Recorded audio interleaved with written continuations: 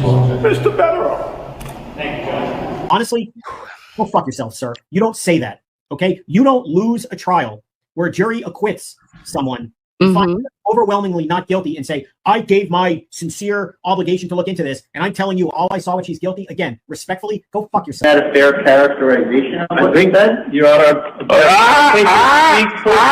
I want to hear objection before I hear a word out of your mouth. Objection. Overruled. Sit down. Oh, I said overruled. Sit down. Swear again like that. That was, no, I mean, whatever. That was, I shouldn't have done that. A few moments later. You, as a prosecutor, have got to be out of your fucking mind.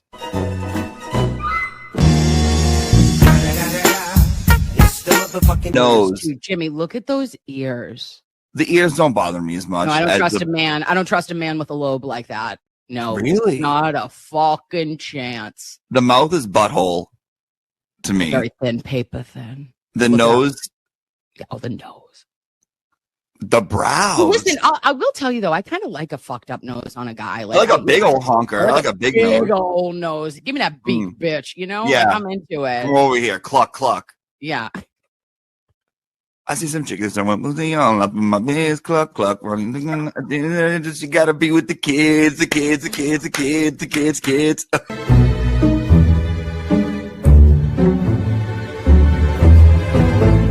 And I go, oop, clutch, clench, kegel. We did it all. And I go, oh, and what happened? And they go, well, we just got 4,000 plus pages, bitch. And I said, stop it. Show me it. Take me to Unimpound Town immediately, if not sooner. So what happens? The bitch is here. Why are you at a football game? Are you a Fonz correspondent? Well, no, because it's only for men over 30. Okay? Have a great night, boys. Fuck off.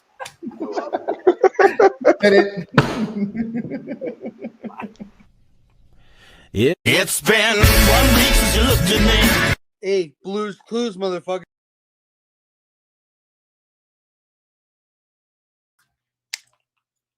Hello, lovies. How are we? We are excellent this Monday. It is Patriots Day for 2026. And today was the Boston Marathon. Okay. Do we have trauma related to the Boston Marathon bombing? Yes. Absolutely.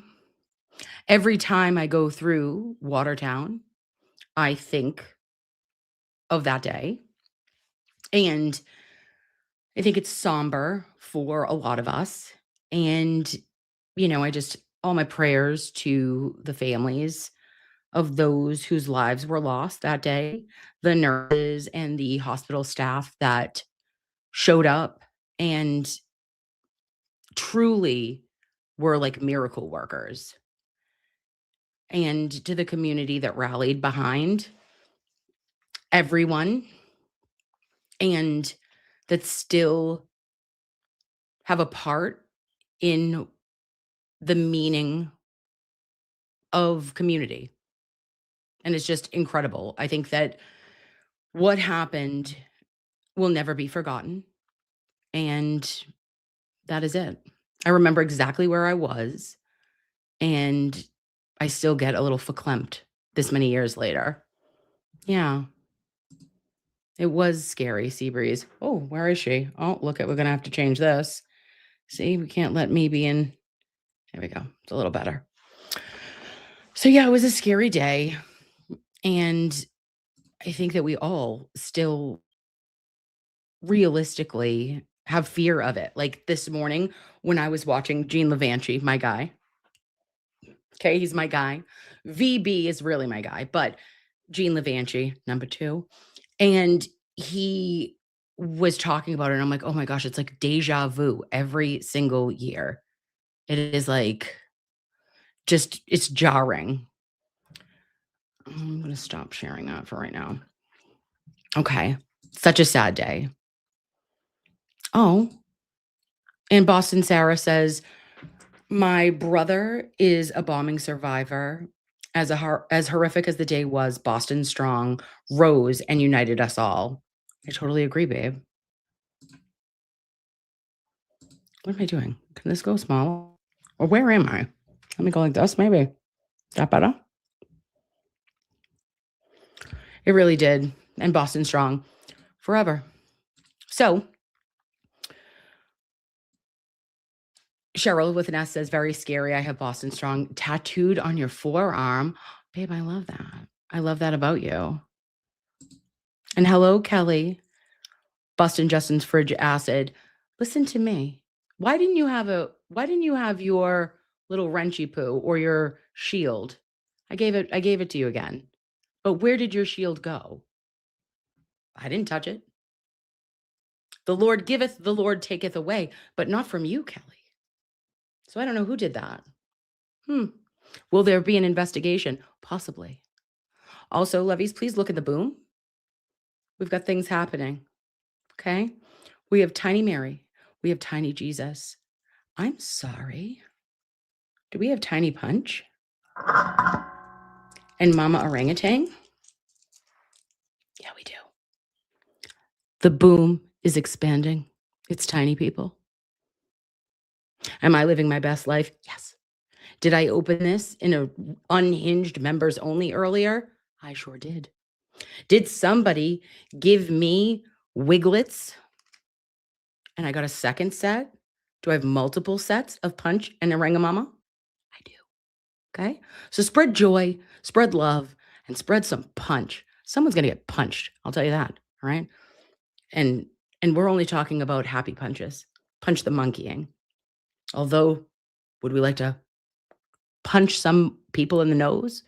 Maybe on the World Wide Web, maybe on Twitter. I think so. But we'll say no thank you, and we will pick peace and punch for all. All right, get back in this boom, you little sassy bastard. All right, happy punch, boy. Boo-doo-doo-doo-doo. Oh, where's your mother? She's the mother, for Christ's sake. Oh, no. Punch. Oh, see, this is why we can't do this. All right, everybody, that's a train if I ever saw one. Okay? Oh, so here's what we're doing. Is tonight we are brought to you by the letter T. And T is for what the fuck is happening at Tewksbury State Hospital. Do you want to know? Because I do. And I think that we do know. And of course, interestingly enough, I post, oh, I want to do some investigative reporting. And then who comes up right on the heels? His name's Bob Ward. He's incredible. He's been doing this for as long as I've literally been alive. And he had a news report today. And I was like, son of a bitch. But listen, we're here. We're here. Okay. And this is going to be like the background of it because state hospitals, it's a big deal, guys.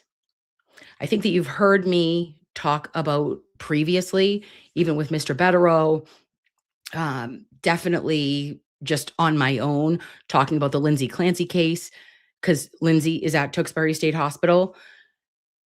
It has been a challenge in the Commonwealth of Massachusetts since the 90s. And I guess the 70s technically was when public health changed. And there was a drive for more community-based living for those whom were previously in a hospital setting permanently. Okay. So this wasn't people that were like criminally insane per se. These were people that had mental health, chronic mental health illness, that needed care and needed supervision and needed med management and needed treatment that their families could not provide.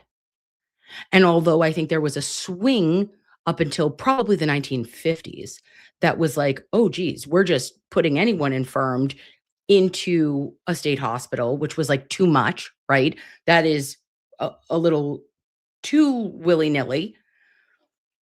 Then it swung the exact opposite direction. And since then, we have seen an increase in crime. We have seen an increase in homelessness. We have seen an increase in substance use disorder. I mean, the list goes on and on. And for a place that is very close to home for me, quite literally close to home, in Tewksbury, it has been a challenge for not only our Tewksbury Police Department, for the staff, and for the community. So just Bridgewater State too. Absolutely, Meatball. Absolutely. But this, well, let's do a history. Let's do just a small little baby history on the hospitals. And it won't be boring because I'm not boring. You know this. But we have to talk all the shit. All right. So Massachusetts Psychiatric Hospital history shifted in the 19th century from asylum construction to the late 20th century deinstitutionalization. Key institutions that everybody knew about was Worcester State Hospital, founded in 1833, and Taunton State Hospital, which was 1854. We had so many. Ooh, fun fact. Fun fact, Helen Keller was a patient there. Truth. And they were built to care for, quote, insane populations, often using the Kirkbride plan, but later faced severe overcrowding. Following lawsuits over poor conditions, most large state hospitals closed in the 70s, and Tewksbury State Hospital being a notable survivor, while private institutions like McLean Hospital became top research centers. So follow the money. We always do. But follow the money, babes. Because early institutions in the 1800s, McLean Asylum was founded in 1818. It was the first ever, like in Massachusetts. It is considered one of the most premier mental health facilities in the country. But we know from cases such as even Lindsay Clancy that when she got there, she wasn't seen by a physician for days. And her meds weren't adjusted. And that was a voluntary psych admission versus an involuntary, what we call a Section 12, 5150 in other states. But for Massachusetts, it's a Section 12. So it was the first in New England focusing on humane care. This is McLean from 1818.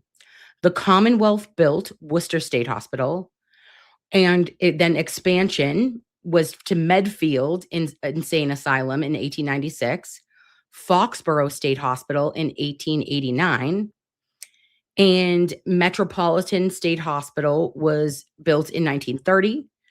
Westboro State Hospital was built in 1884. Danvers State Hospital was built in 1878. And the defunct state mental facilities now are Danvers State Hospital, which opened in 1878, closed in 1992. Grafton closed in 1973. Medfield State closed in 2003. Metropolitan State closed in 92. Northampton State Hospital closed in 93. Foxborough State Hospital in 92. Now, I'm sorry, Mama. Get up here, you little son of a gun. Get in there. Find your home in the boom. Okay, little happy boomer. It's a boomer. All right, so here's the gist, is that we had probably the most per capita, if you think about it. I should look that up. But I think that Massachusetts had the most per capita of state-run psychiatric hospitals at one point, right? And it was a place like the Kennedys. You think about Rosemary Kennedy. You think about just places that even if there was women in the olden days, not 1692, because we would be hung or we would be burnt at the stake in witchcraft times. But I will say that in the 1800s, if you liked alcohol and you were a woman, insane asylum. Okay, go figure it out, because I'm sorry, did you have a poor coping mechanism and your family was like, oh, she's dropped her basket. How many of our grandmothers, let's do a poll. Has anyone's grandma ever dropped their basket? Because mine did. Not Nana Phillips, my other grandmother. But she dropped her basket and almost like didn't get out of the hospital if her husband didn't sign her out.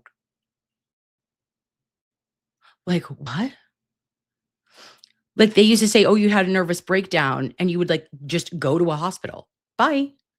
Bye. See ya. It was wild. And Seabreeze said, yes, Kim, they didn't know what to do with women, so that's what they did. You thought that a woman was hysterical because she had feelings, because she had maybe a drinking problem. Maybe she was an alcoholic. Maybe she, I don't know, just quite literally, her nerves were shot. Used to say that their nerves were shot. And if you think about medications in the 1950s and 60s, there was something called Mother's Little Helper, right? And then they'd give you black beauties. So you'd be going up. What goes up must come down.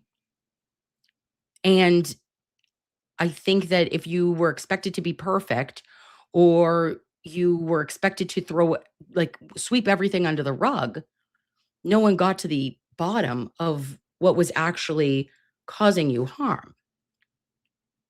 In addition to that, babes, there was also lobotomies happening. Like they weren't doing like a little electroshock on you, a little light, conversion therapy. I don't know.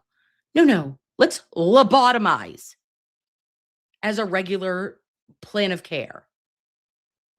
It was the wild, wild west. And it was 18 and 1900s. Okay. And so, yes, Valium was Mother's Little Helper.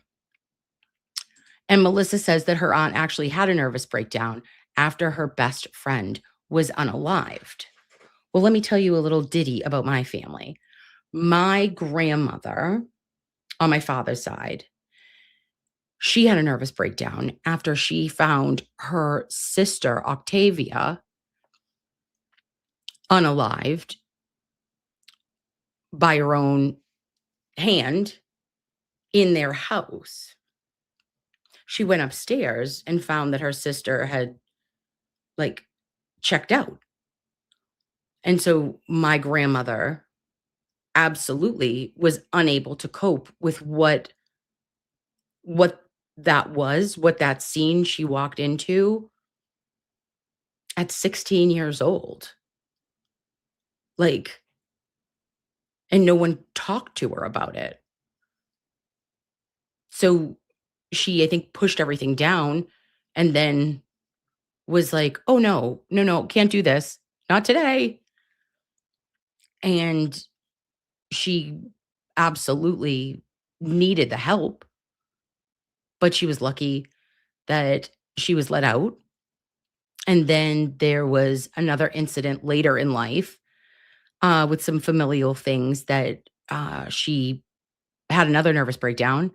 And that's when my grandfather had to sign her out. Oh, we would like her to be home. We need her to come home so that she can go clean things and make supper. So sad. And Kristen says, I would go crazy too. Me too. So when you put those expectations on people of that, you feeling things, you being angry, you lashing out, you coping in whatever way that you know how, when that is deemed a mental defect and you are able to be placed in a situation, in an unsafe situation in many instances, look what happens. And I feel terrible for the women that were subjected to these hospitals at that time, between the late 1800s and the mid 1950s and 60s. Oh, and Becca says, I lost it and had a breakdown when my daughter was unalived and was over medicated. I'm sorry, babe. That's unbelievably devastating. And I'm so sorry for your loss. And I'm sorry for what you've gone through. Ugh. And Law Junkie 33 says, rarely men in these tuitions. And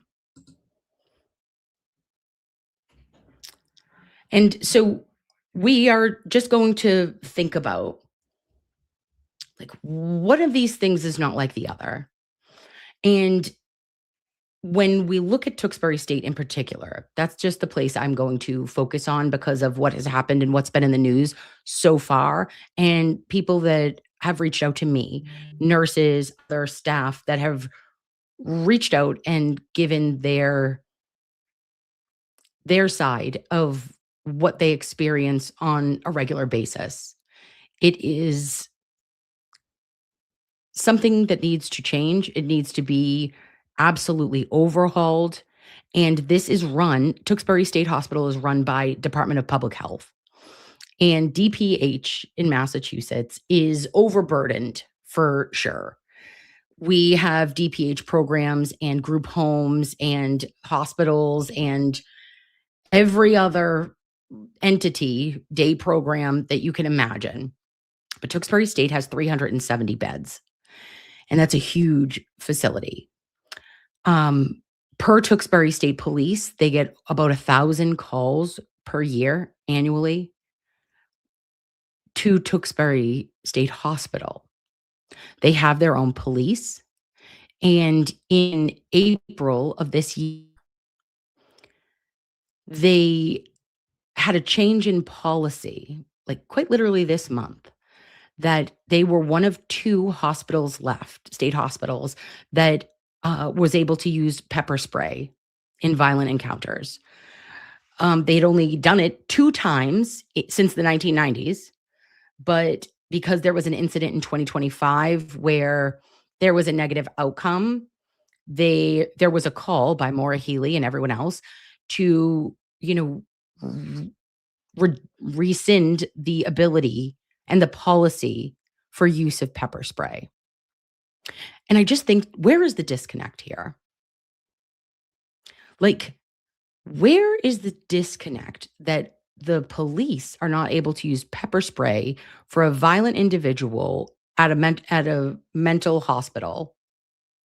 And yet we have police officers that are opening fire and emptying barrels into psychiatric crisis patients in the community.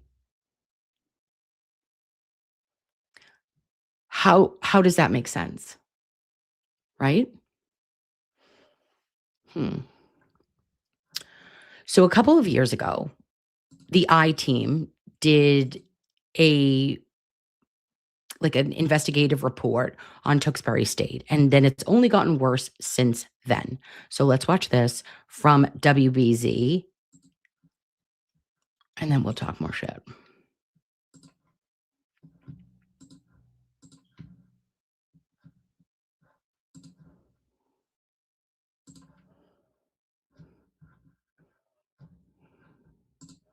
Scooby-Dooby-Doo. The team investigates safety concerns near Tewksbury Hospital.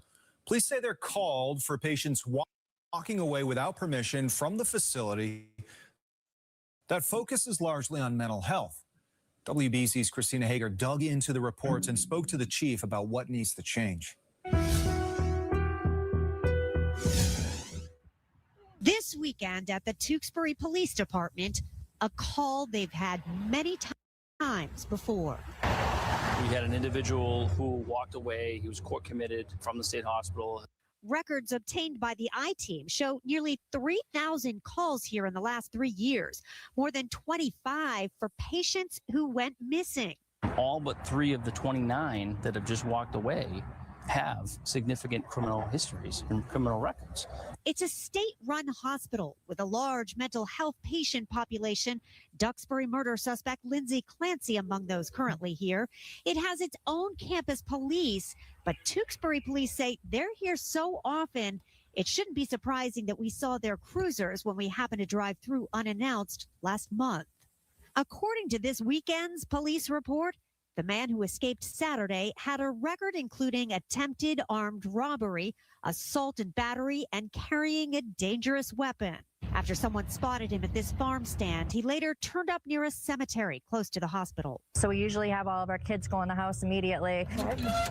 Parents in nearby neighborhoods say it's a concern they've grown used to. There are patients there who have murdered people. There are patients there who are sex offenders. So it's scary to think, like, you just don't know when the patients are leaving the hospital, really, what is their direction? How hard would it be for someone to walk off the property at the hospital and make it to where we're standing right now? I think it'd be very easy. Police reports the I-team obtained show alarming cases over the last 3 years. One was deemed likely to cause serious harm if not committed.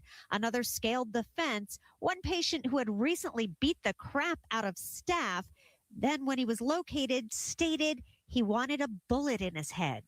Reports show they have dispatched drones and canine teams, the chief calling it a significant drain on resources. I'm not going to wait until something does happen. And we've heard many, many times if someone has a mental health crisis and they randomly, hurt somebody or worse.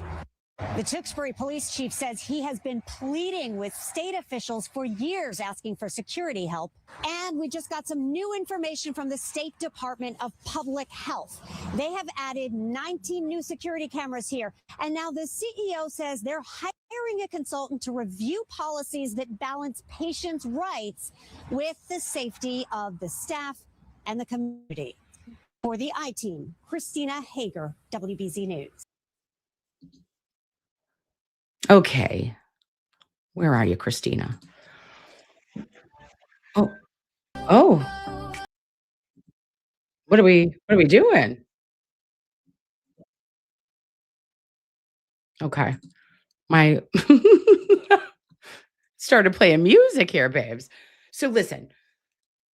That was in 2023.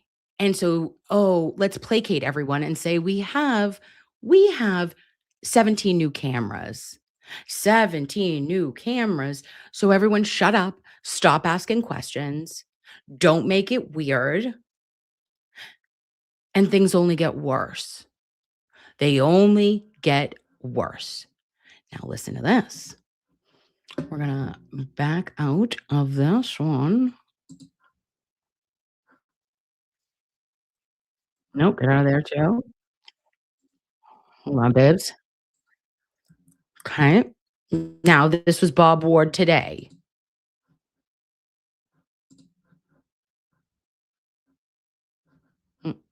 Was it? Sure is. Okay, hold on.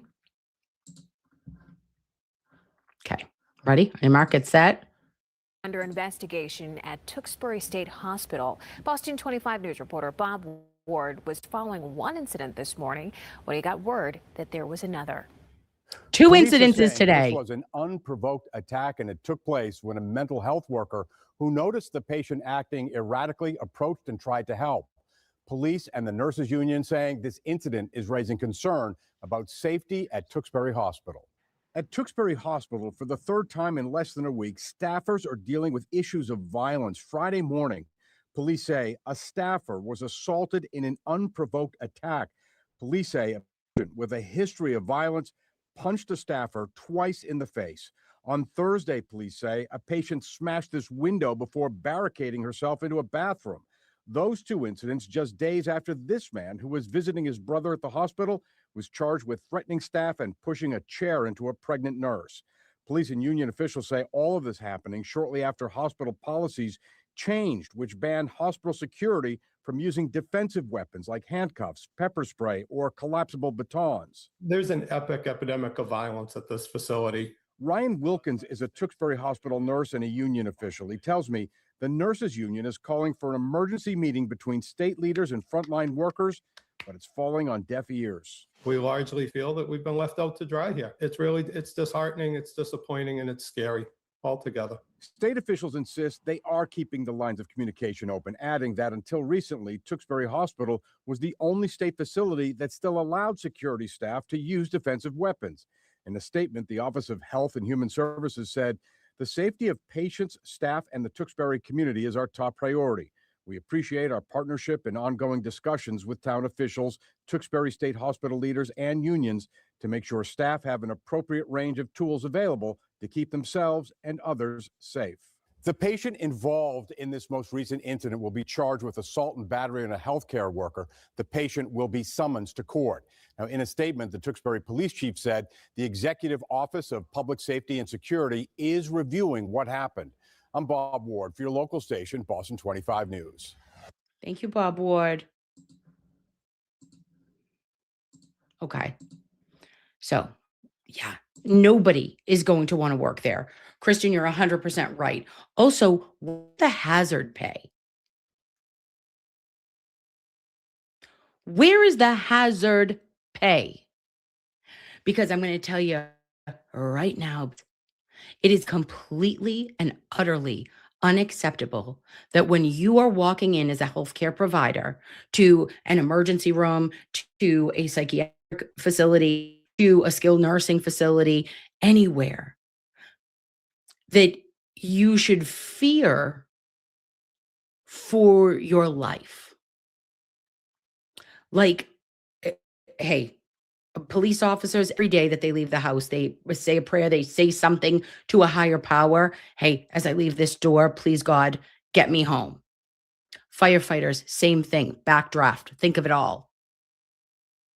But when you think of a hospital, no matter what setting it is, we are there to help. We are there to save you. We are there to provide aid and keep you alive. No matter what your creed, your religion, your race, your sexual orientation, your criminal history, we do not care. We care that you are human, and we care that there is still a chance. So we will continue to work and fight for you. But we shouldn't have to fear for like your life. That's a non-negotiable to me. The Mass Nurses Association, the unions, there needs to be an uprising. And when I say this, I say this. And we have to look out for our nurses at Tewksbury State Hospital. We need to be a voice. We need to say, no. Nope. I'm not okay with a pregnant nurse being violently attacked, pushed, shoved, thrown, strangled. Nope.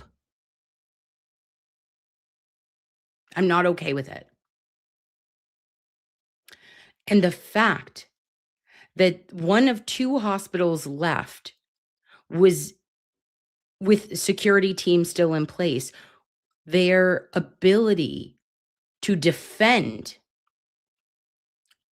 the staff, to defend themselves to restrain a patient, to restrain a threat in a non-lethal way, i.e. handcuffs, pepper spray, and a collapsible baton. Maybe you could have taken the baton away, but you've taken all three safeguards in April.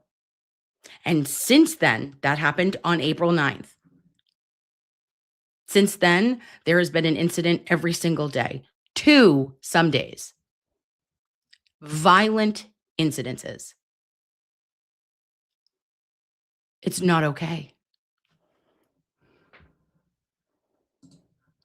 Kaya says, I'm not from Massachusetts, but I would hope that it follows across the board of morality against money. Unfortunately, it doesn't seem that way. Unfortunately, money is everything. The reimbursement rates, the funding, the grants. And Department of Public Health, God bless you. Because in theory, DPH has done really good things. And you support the overarching goals of the Department of Public Health. But at the end of the day, you're allowing there to be risks, and these risks come at a price that is too high to pay. It is too high to pay for the patients and for the staff alike. I know, Akasha, it makes me so mad too.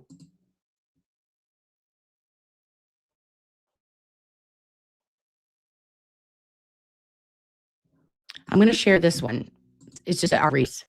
It's regarding the pregnant woman.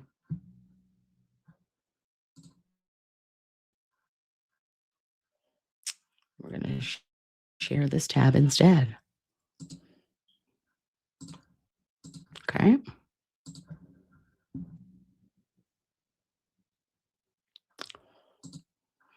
All right, babes. This was last week. Pregnant Tewksbury State Hospital staff member allegedly attacked with chair, and a Boston man is facing charges. A man facing charges after he allegedly pushed a chair into a pregnant staff member at Tewksbury State Hospital. Eduardo Cruzeta, 27 of Boston, is charged with assault and battery with a dangerous weapon and assault and battery on a public employee. The charges stem from an incident at a hospital Sunday around 10 a.m. The Tewksbury Police Department said Cruzeta was visiting a family member who was a patient in the hospital. During the visit, Cruzeta's family member appeared to suffer a medical episode, police said. When that happened, police say Cruzeta began acting erratically and was threatening to kill employees. Security was not able to remove Cruzeta from the hospital room despite several attempts. He then allegedly pushed a large chair into a pregnant staff member, police said. Tewksbury police were able to arrest Cruzeta without incident, and he was arraigned Monday at Lowell District Court. A defense attorney for Cruzeta said he has no criminal record and that his brother was having a seizure. The attorney said that he panicked and was trying to move chairs out of the way. The attorney said that the staff member being hit was accidental and incidental contact. The judge ordered Cruzeta released on personal recognizance with the condition that he stay away from the staff member and also remain away from Tewksbury State Hospital. He is next due in court on May 20th for a pretrial hearing. Okay, so I'm pissed. That enrages me. Okay, so this isn't a patient at Tewksbury State. This is a family member of a patient at Tewksbury State. And yes, it is very scary to see somebody that you love in a medical emergency. Seizures are very difficult to see. But I call bullshit that it was an incidental finding and that somebody was just trying to get the chairs out of the way, gingerly, if you will. And then the judge decides that you are going to be released on your own personal recognizance, and your order is to stay away from that staff member. Get the fuck out of here. That's not enough. Now, if you're not afraid of your patients, if you're not afraid of what could happen to you, now you've also got to be on high alert for other members of the community that are coming into this establishment. When you're already in one of the most vulnerable times of your life, pregnancy. I am pregnant. Oh, I'm sorry. Get away from me. I want absolutely no part of any person triggering something inside of my body while I am busy creating life. That poor staff member, God bless her. And what a slap in the face to her that the judge basically said, no harm, no foul. You know, the stress of that alone could cause her preterm labor. God only knows. How dare you?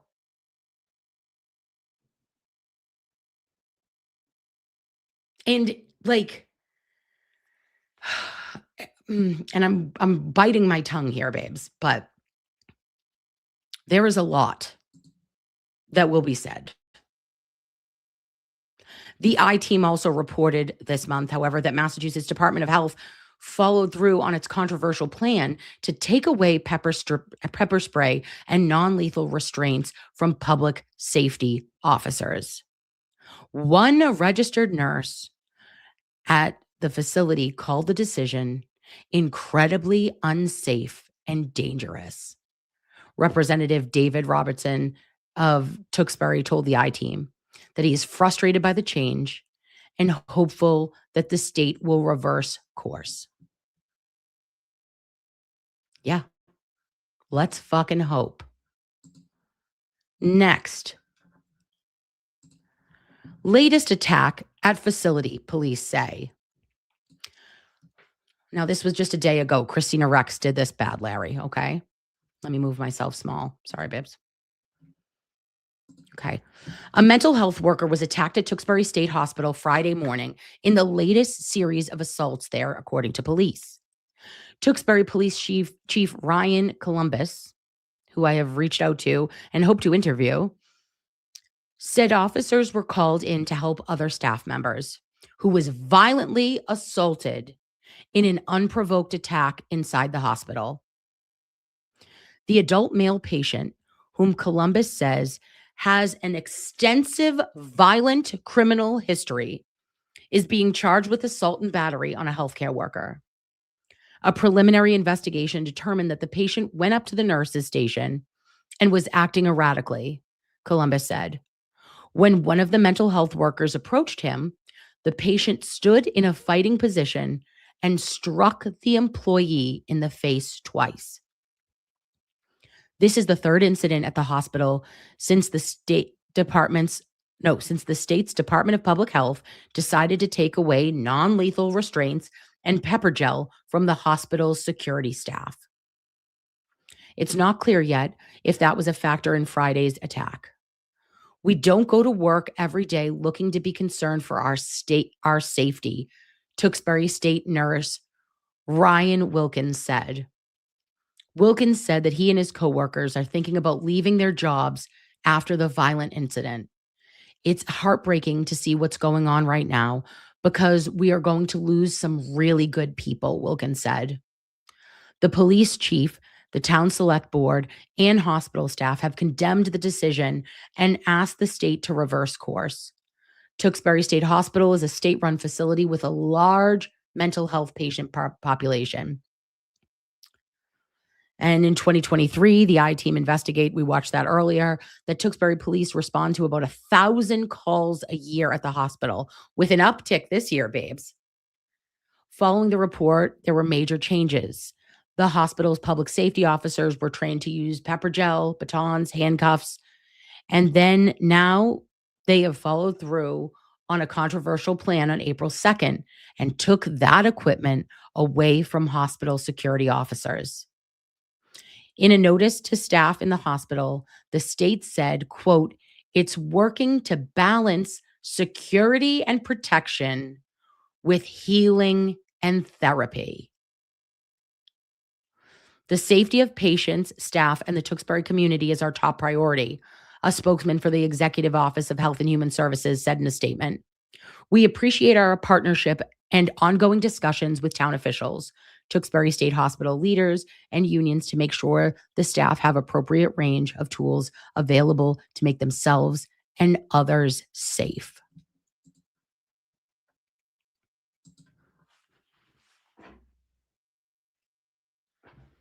We're balancing safety with healing and therapy.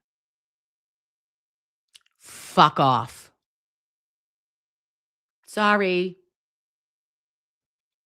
There is no balance of healing and therapy without safety first. Safety is number one priority and should be for all staff, for all patients. And when you don't provide safety for your staff, then your patients are at risk. Do you hear me? It is not just about your patients and them fighting or retaliating or getting into an altercation with staff members. There are patient-to-patient altercations all the time. You have to worry about the safety of each patient who could be assaulted and have been by other inpatient patients. Do you know what I'm saying? So this balancing of therapy and balancing of healing is a cop-out. It is an absolute egregious lack of respect to the staff that put themselves out there every day. To Nurse Wilkins for coming forward and saying, which I'm sure, and I actually would know this, he's not allowed to. You can't go and talk. Anyone that's a nurse knows damn right well that you are not supposed to go and give any statement to anyone.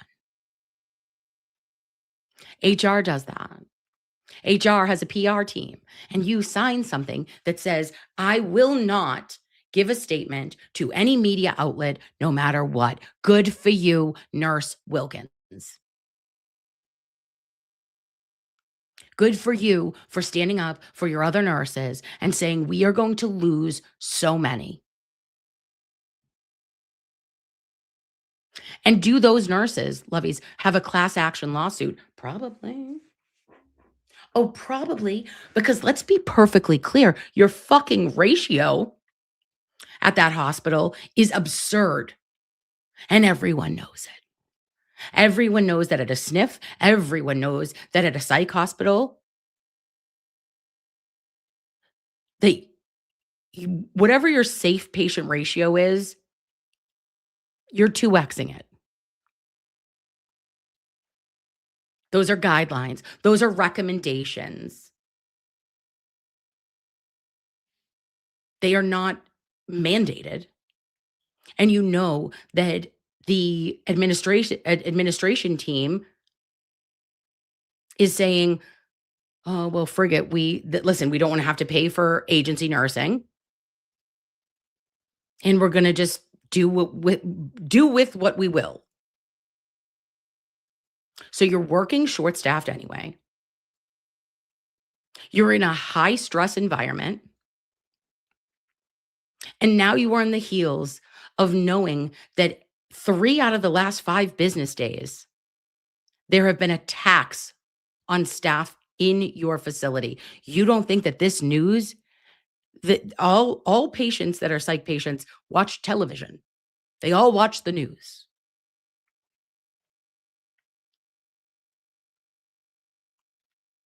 There's been an uptick. And I fear, lovies, why I wanted to talk about this is because I have a fear of the worst possible outcome. I have a fear that a standoff or a violent incident, because of the changes that were made recently, that there could be loss of patient life or loss of staff life.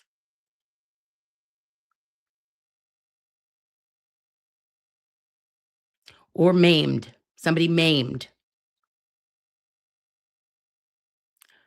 Because inaction is violence as well.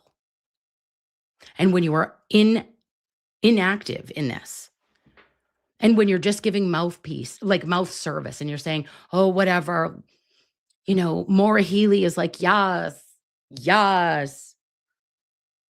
Let me do aging elderly gay in services. And listen, we know I love the aging elderly gays. But what about safety? Think about your ABCs. Any nurse, any doctor, any respiratory therapist, any physical therapist, anybody would say to you, you know, airway, breathing, circulation. If you don't cover your ABCs, then you can fuck off with your 1, 2, 3s. Doesn't matter. None of it matters. Because you need to have airway, breathing, circulation. And it feels to me as though not addressing the imminent threat and safety concerns in this hospital will result in a catastrophe. Thank you, blessed Texas Lolly. Thank you, NK, for all you do and stand up for. Of course. It's the right thing to do, babe. And MJ says we all need to stand up and vote her the F out of office. Listen, this isn't political, babes, either. Like, it's not like I just hate everyone equally. Show me a politician and I'll tell you I don't fucking trust him. Sorry. I said it. Like,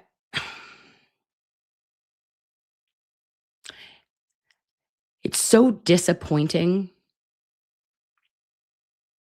for the men and women that I know have put in 20 years. That I know them. I know staff.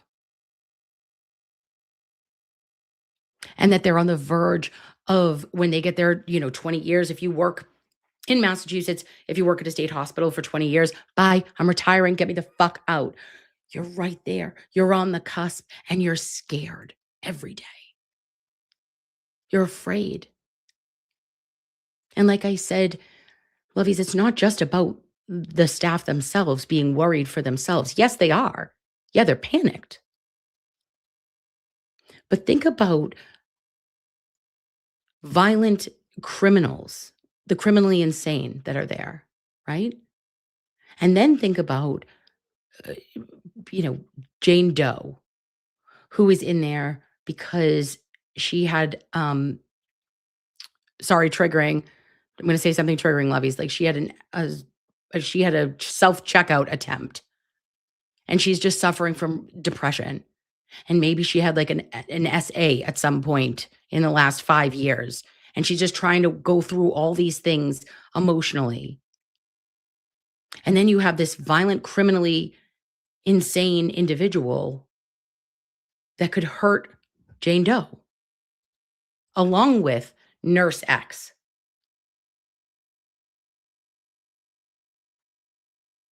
And you're setting it up for the perfect storm by removing the defenses that were in place and not overused. That's the thing about the staff at Tewksbury State Hospital, the security, they're not dickheads. They're really not. Oh, Glenn, there was another incident this afternoon. Stop it. Hold on. Hold, please. The staff and the security staff at Tewksbury State, they're very well trained. These aren't officers that come upon somebody in a mental health crisis in the community and empty a clip into them, okay? These are very well-trained security officers. They've been there forever. And yes, they had the ability to restrain with handcuffs or use pepper spray, none of which are lethal or like long-lasting of effects. If somebody was having a violent outburst and they're trying to de-escalate the situation, you're unable to, you move to plan B. You move to plan C. You figure it out until the threat is neutralized in a non-lethal way. And now you've tied their hands behind their back, Maura Healy. Shame. Okay, I'm just looking up, babes, to see. Thank you, Glenn, for telling me this. I want to check on X to see.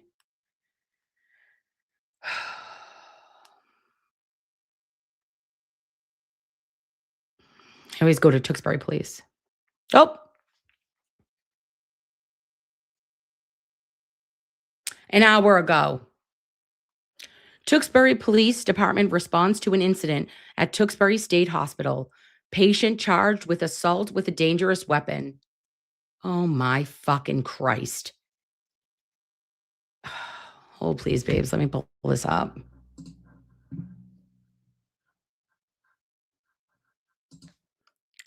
Tewks.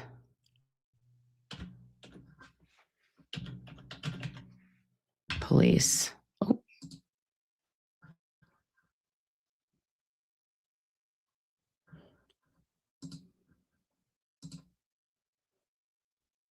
Okay, can you see? Okay, lovies.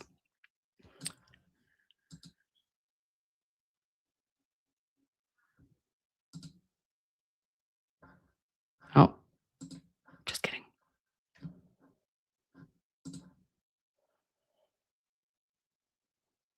Okay, no, wait, do I have to check? Do I have to do that one?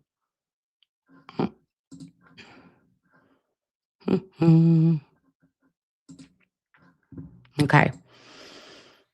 Tewksbury Police Department responds to incident at Tewksbury State Hospital. Patient charged with assault with a dangerous weapon. April 20th, 2026, today.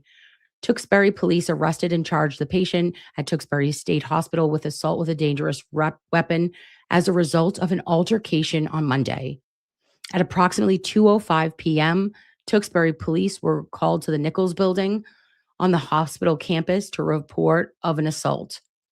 The Nichols building houses a second step detox run by Beth Israel Lahey Clinic.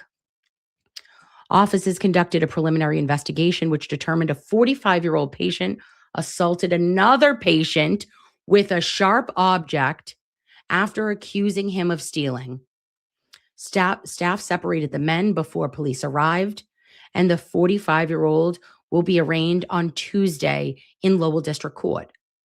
This incident once again underscores the daily safety risks present on the campus of Tewksbury State Hospital, said Chief Ryan Columbus. Chief, we need ya.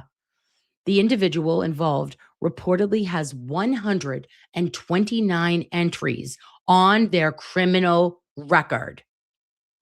We are fortunate this situation did not result in serious injury or loss of life. What are we doing?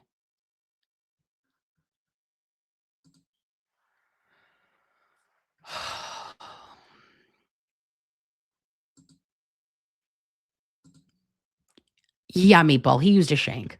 He's shanking.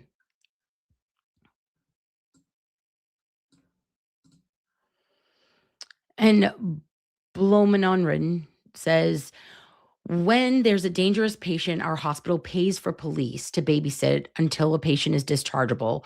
I've worked many OT 12-hour shifts guarding a patient. Yeah, we used to call those sitters. But we never had, well, I never had police as sitters. Those were usually CNAs. But we need something. Him saying, the Chief Columbus saying, we're lucky this didn't result in loss of life is telling. He's telling us everything. Listen.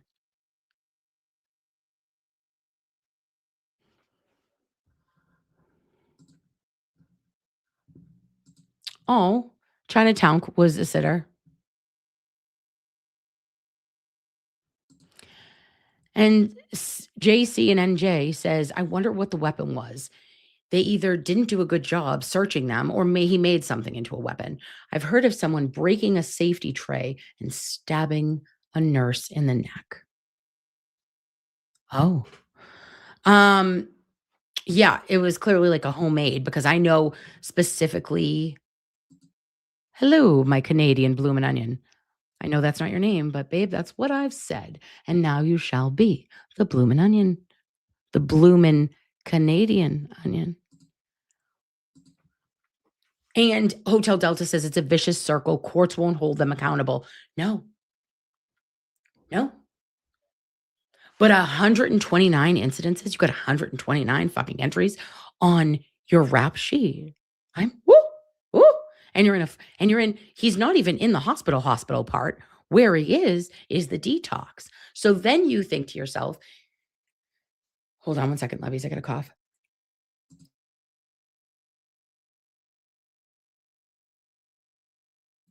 Whoo.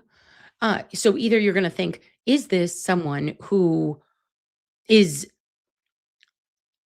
suffering and stealing and like dual diagnoses, an addiction situation, or were there actual like other crimes, not just like robbery? And that's the vicious cycle. And then if you really want to go into listen, you want to put your tinfoil hats on, babes. Let's talk about body brokering in addiction and in reimbursement rates and in having people go to rehab, stay there for 28 days, have the rehab facility, specifically in Florida, just saying, have them, all of a sudden you're discharged, you're relapsing, and then you're right back in. And the wheel goes on and on until you die.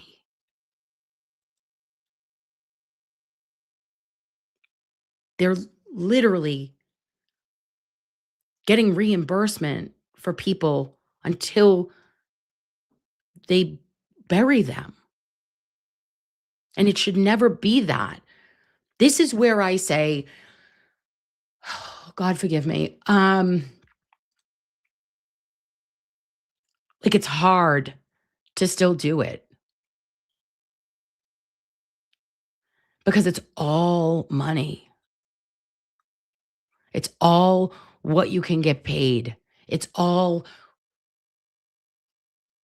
reimbursement. And it's sad.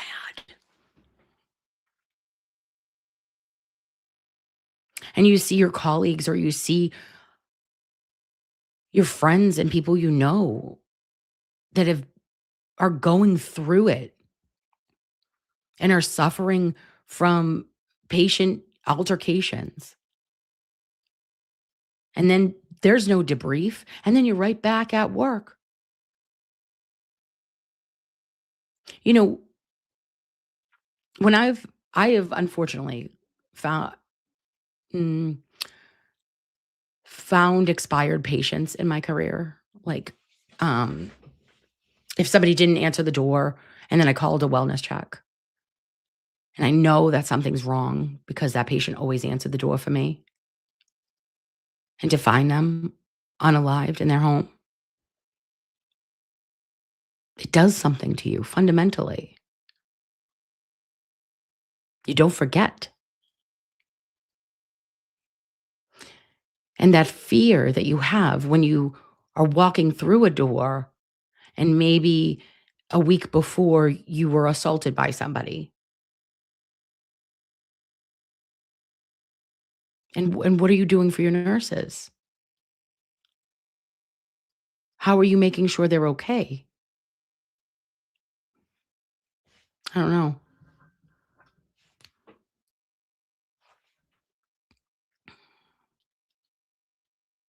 Because I'll tell you what, 30 minutes in the fucking cafeteria isn't going to do it. You know? Oh, go take a break. Go to the smoking hut. Oh, yeah, that's not going to do it. It's not going to help.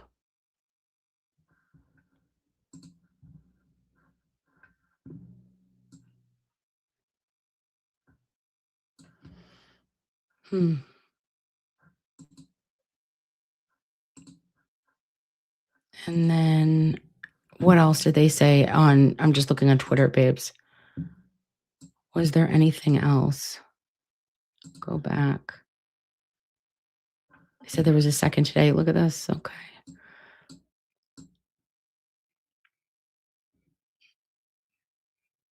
Yeah, the last one was April 17th. But how are we having all of these? How is it April 16th, April 17th, April 20th? It's too much. Oh, little lovies.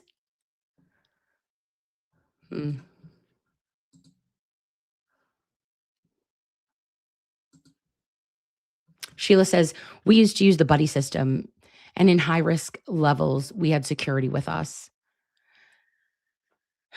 See, I love that. I love that, Sheila. But here's the thing.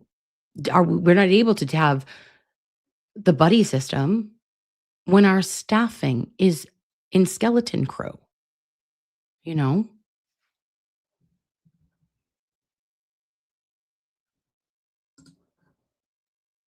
And Cassie says, listen, you know, it's just a money-making thing when Scientology has their own.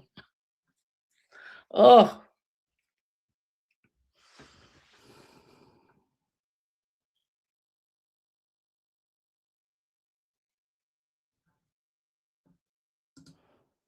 And Misty says, we have a lot of sober living facilities here.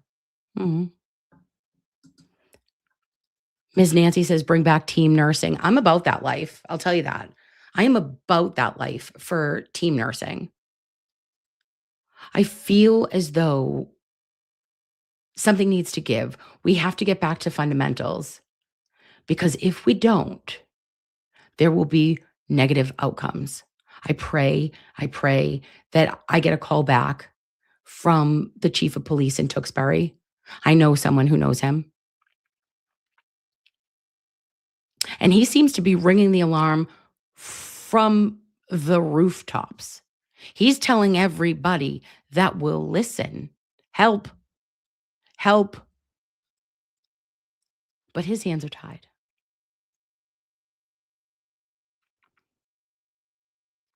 So it's the Department of Public Health, it's Maura Healey, and it's everyone else that we need to absolutely stand up to and stand up for. I'll ask Chief Columbus if he'll come on my show, and I would like to talk to him. I have a nurse who is willing to come on with me.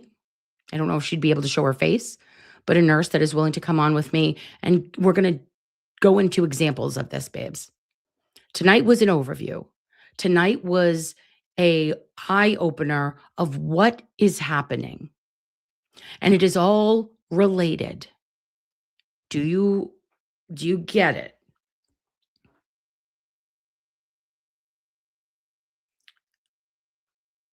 Because when you see how certain police departments have outcomes in their community policing,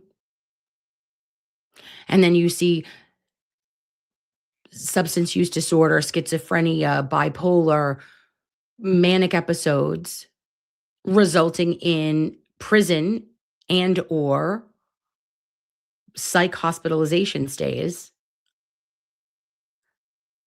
released to the community, and spin and repeat. Until what? Something bad happens, a negative outcome, or you're in the ground.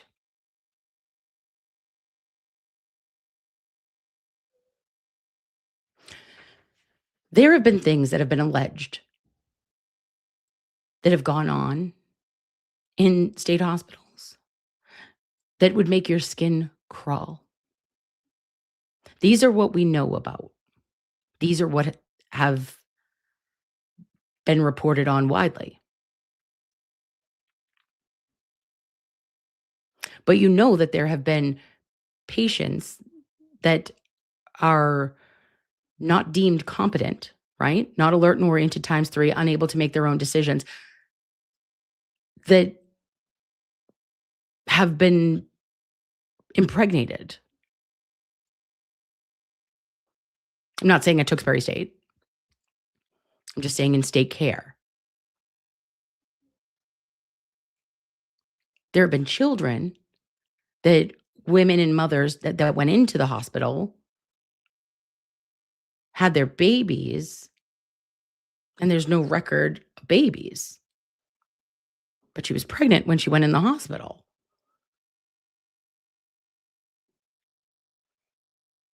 I mean,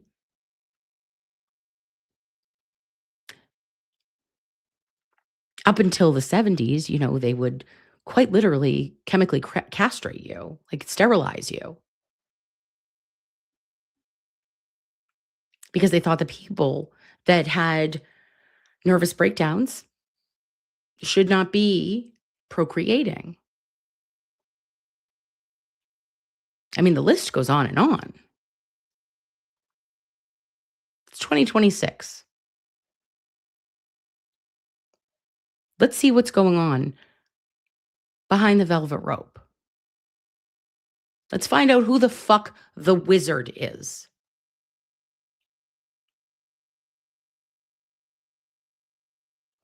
And what, if any, changes we can make as a community by opening our eyes to it. Stand up with our police. Stand with our staff members.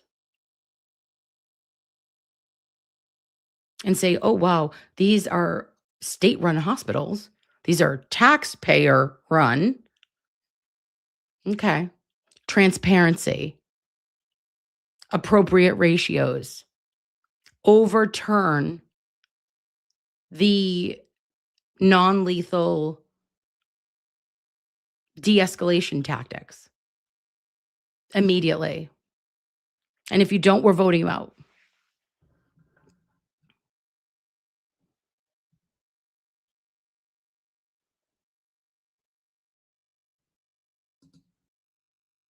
State Controller's Office. Yep.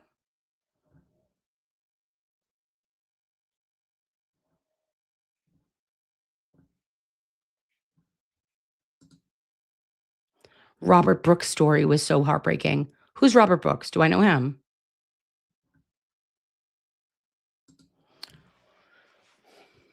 Opalite says Black and Hispanic women are the most vulnerable right now. I think women. But of course, all of our sisters, whether they be Asian, Black, Hispanic, Caucasian, Pacific Islander.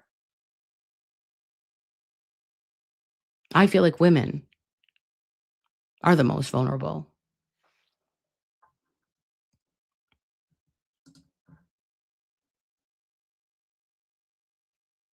Kaya, you would like to come speak? I love that. You may. Send me an email, Lovey. legalnursekim@gmail.com.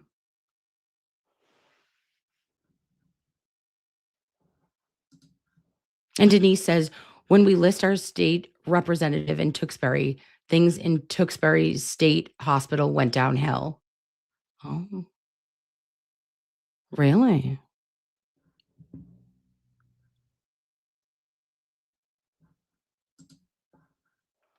My best friend, who is a nurse practitioner, said that when she found out she was having a female, she cried. Oh, see that? See, that breaks me because I have 2 girls, right? And yes, we are vulnerable, but yes, we are strong. And I think that all of us together, lovies, there's nothing we can't do. Do you hear me? There's nothing we can't affect change in. Women are the strongest of the human kind. All right. Men, yes, great physical strength and fortitude, testicular fortitude, if you will. But without women, you do not have life. And that is strength. And when we stand with each other and protect one another, no man or a bear. Which would I choose? A man or a bear? I'd choose the bear. But I'll tell you this. I fear no man. Okay? And I want my girls to fear no man. Listen to your guts. Listen to your intuition of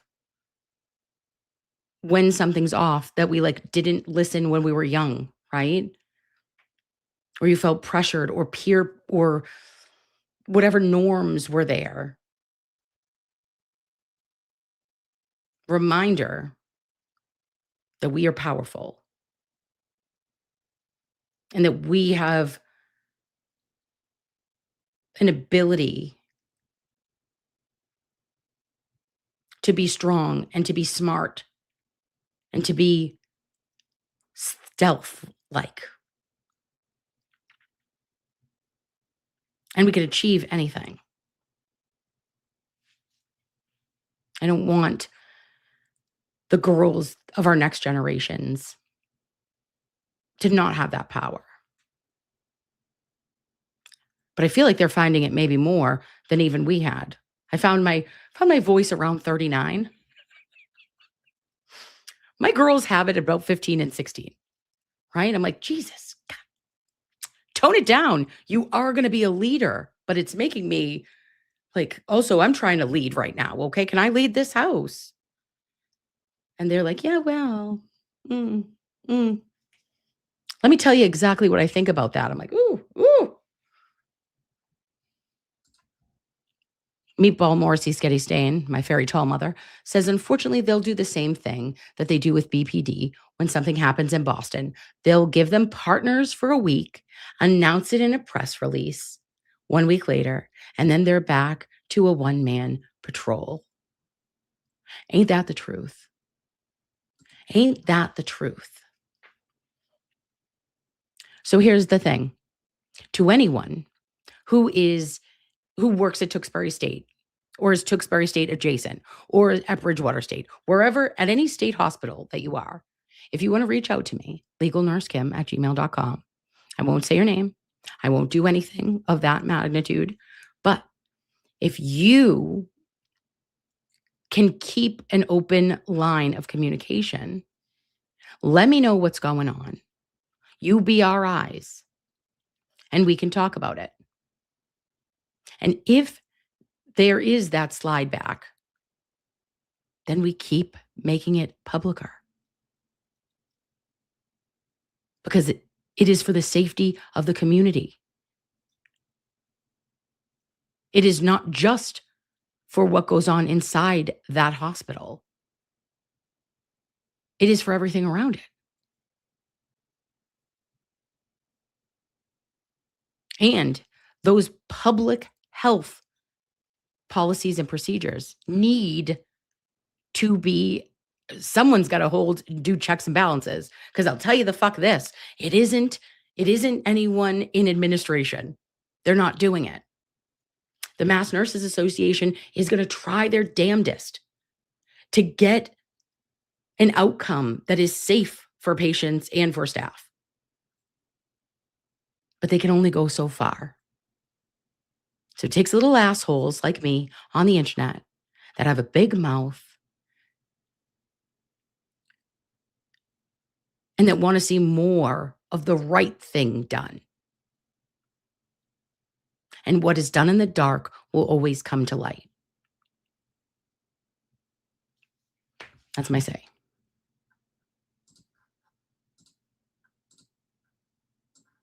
And my analytical Blarney Stone says, thank you for reminding the girls who listen in the background of every mother listening right now. Way to use your platform for excellence. You are everything. You taught your girls that. They are you and you are them. Oh, my analytical Blarney Stone. I have my period. I'm going to cry. I'm going to cry and think of Punch the Monkey and Mama Orangutan. I am you and you are me. I got you, sister. And that's what we do. All right? We lift each other up when we need it.